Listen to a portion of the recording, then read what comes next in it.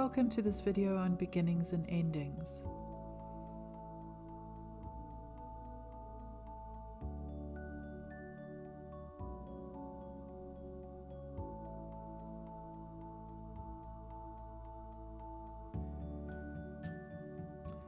Paying attention to the beginnings and endings of sections in a paper or a thesis will really help to create an overall flow and coherence to your writing.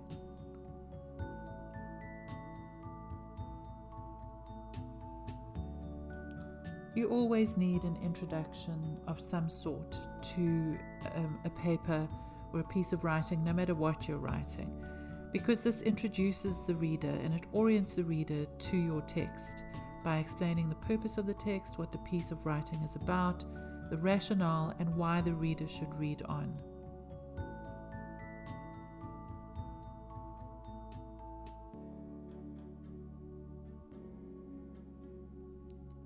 Introductions contain a broad statement that sets the scene and explains the context, the what, where, when, who, and what this paper is about. A rationale for the paper or the thesis. So why do we need to read this? That's the question your reader will be asking. In research papers or dissertations, this usually comes in the form of identifying a problem. And the purpose of a paper or the introductory section to a thesis. Here you explain what you as the writer intend to do in this particular document.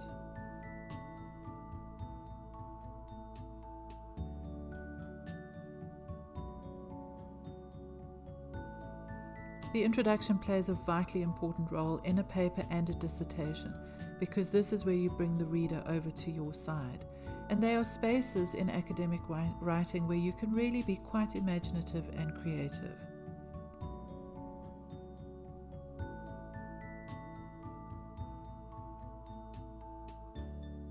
So let's have a look at a number of different examples of beginnings where you can just change things up a little bit and spice up your beginnings in a way that you might not be able to do throughout the rest of the paper. And these are crafted by writers to suit the purpose for that particular writing task. So let's look at the first one, the dramatic beginning. Postmodernism has been a spectacular failure. This is really a conclusion. It's a bold statement that is challenging and opinionated. And readers are captured because they want to know why. They want to know why the writer is so confident about this point. The contrast or conflict beginning is another popular beginning. It was the worst of times, it was the best of times. This sets up a conflict and intrigues the reader. The question for a beginning, why write for publication? A thoughtful question can stimulate a reader's interest, and it sets up a natural order for the paper. The writer has to provide an answer. And questions make lovely beginnings.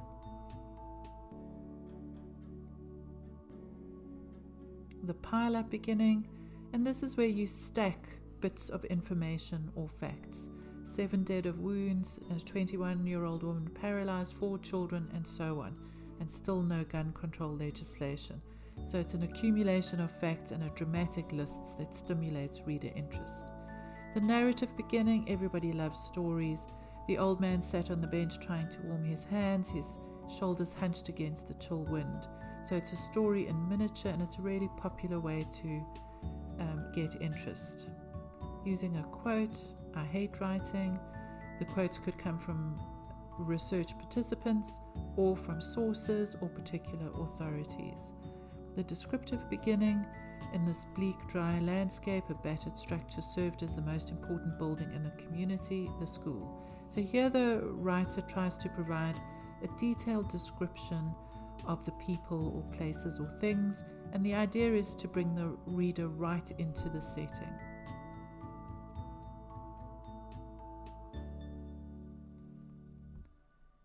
Citing an authority, Foucault has famously said that we don't need someone to discipline us because we discipline ourselves. So the writer draws on the authority to say something bold and provocative.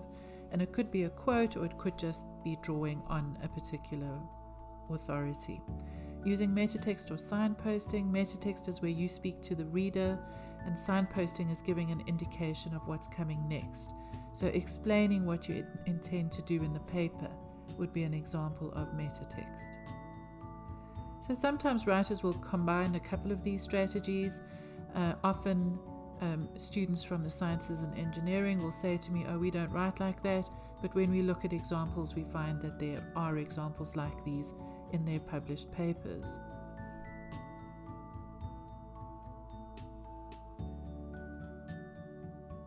So let's look at some examples now. The dramatic beginning.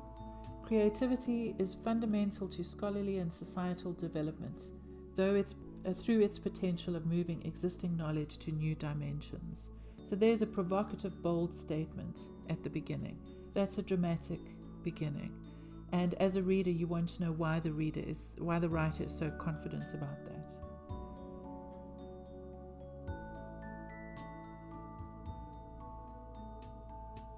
Let's look at the contrast or conflict beginning. Research on students in higher education context to date has focused primarily on the motivation, achievement, and well-being of undergraduates, largely overlooking topics relevant to doctoral students' mental, physiological, motivational, and social experiences.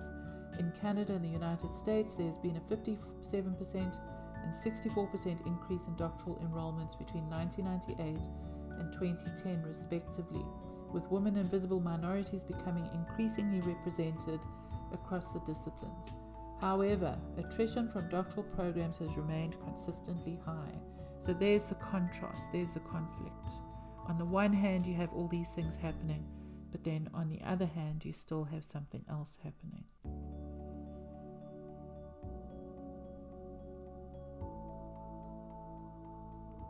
Beginning with a question. Are we academic writers really that bad? Do we really stink? And if we do, why do we bother to write at all? Also, if we still want to write, then how could we make our writing less awful? So there's a pile-up of questions. So this author has used two strategies, and the question really is a lovely beginning because it invites receptivity. The pile-up beginning. Colleges and universities around the United States invest millions of dollars each year attracting and recruiting potential students at the undergraduate and graduate levels. Many doctoral programs in the United States offer students monthly stipends and tuition remission. Despite this financial support, high rates of doctoral attrition have persisted. So you get this pile up of information and facts. So it's building a picture, and then you get provided with some kind of statement or contrast.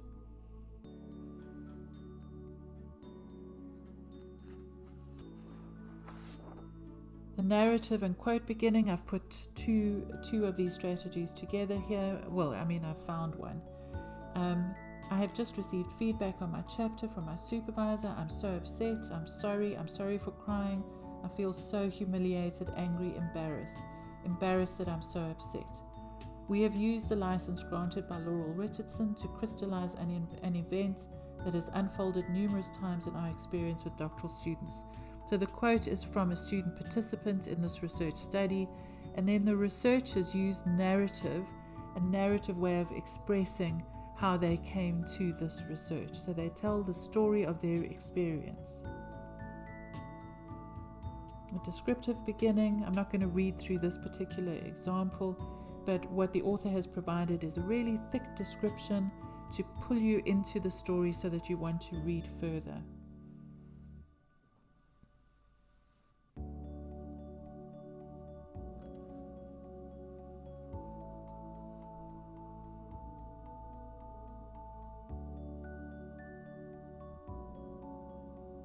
Citing an authority.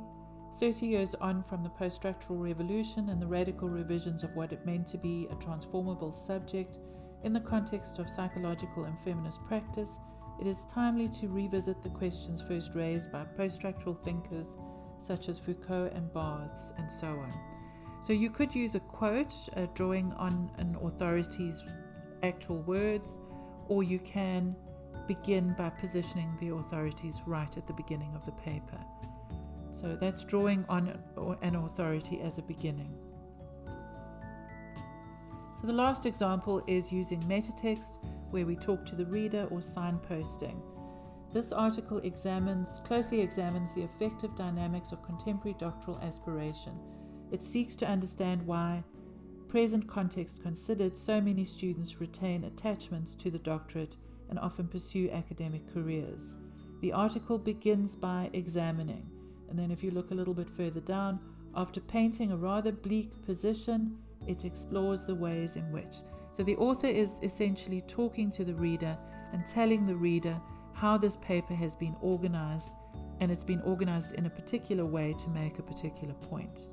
So that's why the author's begun this paper with metatext. So what I would suggest to you here is really to think carefully about the introductions of beginnings and sections, the overall introduction as well as the mini introductions within the paper. And you would do this in the revision phase, not in the phase when you're writing your draft. It's when you're in the crafting phase and you have the whole story down. That's when you would go back and look at all the introductions and try and rework them in creative and interesting ways.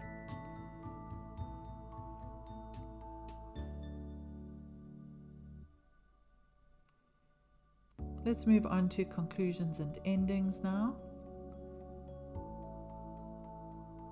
So many writers don't make enough of their conclusions, whether this is in a thesis or a research paper. And this is often because by the end of the process we are tired. But in any research paper or a thesis, there are 3 sets of conclusions. So the first set of conclusions comes from the analysis, and this would usually be the findings. The second set of conclusions is a synthesis of the findings, either the findings themselves, pulling them all together, or synthesizing them with the research literature. And then there's usually some kind of evaluation of the findings, the synthesis, and the study in general. So at that point you're saying, what can I say about this study now that I've completed it?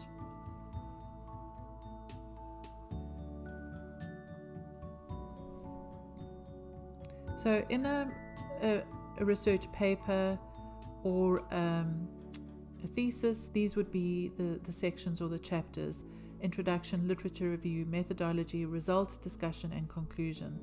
So what I'm emphasizing here are the results, discussion, and conclusion sections. So the results chapters or sections of a paper would be where you would present the findings of the analysis and come to conclusions about those findings. Then in the discussion chapter, you would synthesize the findings, either synthesizing the results or synthesizing the results according to, or comparing them to the literature. And then in the conclusion section, you would evaluate the study. Now, there are no definite lines about what should go into the conclusion and what should go into the discussion. So this really is a decision that you'll need to make based on your study. But these are the general components that would go into these sections. So let's look at, again, the general moves, and these are the rhetorical patterns in a discussion section or chapter. So you would introduce the discussion, perhaps referring back to the problem, the purpose, or the research questions, and that's just to remind the reader. Then you might summarize the results of the analysis. Then you might synthesize the results where you draw conclusions, and then evaluate the results where you compare those conclusions to the research literature.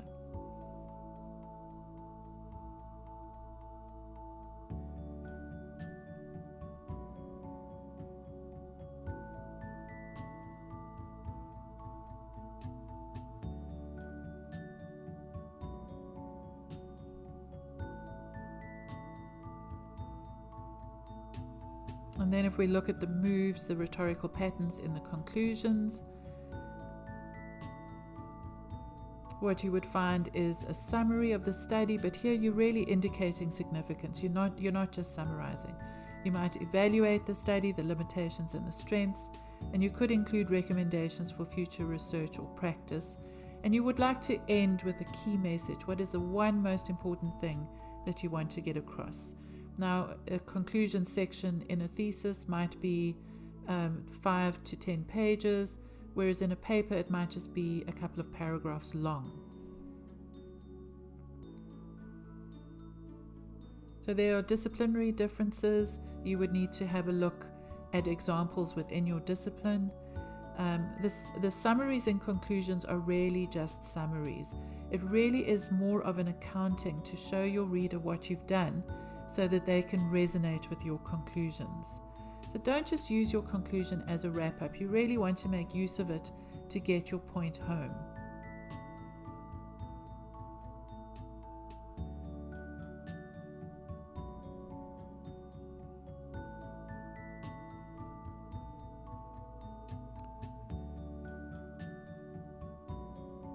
So each section in a paper or a chapter has a beginning and ending. And what I'm suggesting here is that if you pay attention to these, you will create this flow through your paper. So think about how you want to open a section and how you want to end it. And just, a couple of activities for you. Write 5 different beginnings and 5 different endings. Take a beginning and turn it into an ending. Take an ending and turn it into a beginning.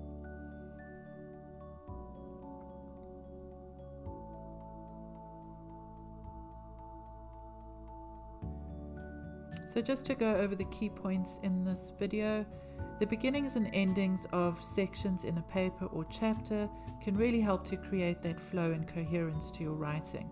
The introduction orients the reading, the actual introduction section or chapter, and it explains the purpose, provides a rationale, and explains why the reader must read on. And I've suggested a whole range of creative and imaginative ways to pull that reader in. There are also 3 sets of conclusions, findings from analysis, synthesis of findings, and the evaluation of findings and the study as a whole. So when you're writing your conclusions, think about those different levels of findings because they're going up the higher order thinking scale. Also think about the introductions and conclusions within sections and have a look at the disciplinary differences in your field.